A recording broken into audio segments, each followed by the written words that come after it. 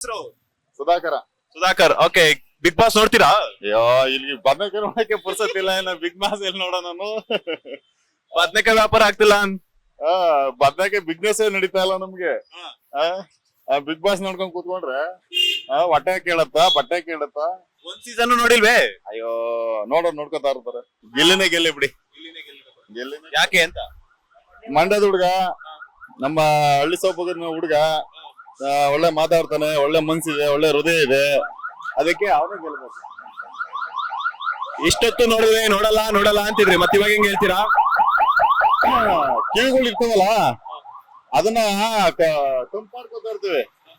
ಹಾಗಾಗಿ ಗಿಲ್ಲಿನೇ ಗೆಲ್ಬೇಕು ಅಂತ ನಾವು ಬಯಸ್ತೀವಿ. ಯಾಕೆ ಅಂತ ಅಂದ್ರೆ ನಮ್ಮ ಕಲಾವಿದ ಪಾಪ ಒಳ್ಳೆ ಹುಡುಗ, ಅಂದ್ರೆ ಒಳ್ಳೆ ಸೂಪರ್ ಹುಡುಗ. ಎಲ್ಲೇ ಒಂದು ಕಳಪೆಯಲ್ಲಿ, ಇನ್ನೊಂದಲ್ಲಿ, ಮತ್ತೊಂದಲ್ಲಿ ಏನು ಇಲ್ಲ. ಒಂದು ನಮ್ ಗಿಲ್ಲಿನೇ ಗೆಲ್ಬೇಕು. ಇವತ್ತು ಬಿಗ್ ಬಾಸ್ ನಡೆದಿರೋ ಕಾರಣನೇ ಇದು ಗಿಲ್ಲಿಯಿಂದಾನೆ. ಬಿಗ್ ಬಾಸ್ ಇರೋದಕ್ಕೆ ಕಾರಣನೇ ಗಿಲ್ಲಿ. ಅವನಿಲ್ಲ ಅಂತಿದ್ರೆ ಬಿಗ್ ಬಾಸ್ ಯಾರು ನೋಡ್ತಿದ್ರು? ಕಚಾಡ್ಕೊಂಡ್ ಮಾಡ್ಕೊಂಡ್ಬಿಟ್ಟು ಟಿವಿ ಆಫ್ ಮಾಡ್ಕೊಂಡು ಮನೇಲಿ ಇರೋದು. ಥ್ಯಾಂಕ್ ಯು, ತುಂಬಾ ಚೆನ್ನಾಗಿ ಮಾತಾಡಿದ್ರಿ. ಅಂಡ್ ಒಳ್ಳೇದಾಗ್ಲಿ ನಿಮ್ ಬಿಸ್ನೆಸ್. ಬದ್ನೆಕಾಯಿ ಎಲ್ಲ ಖಾಲಿ ಆಗ್ಬಿಡ್ಲಿ. ಅಯ್ಯೋ, ಈ ಬದನೆಕಾಯಿ ನೀವು ಒಂದ್ 2 ಕೈ ತಗೊಂಡೋಗಿ ಹೋಲಿ.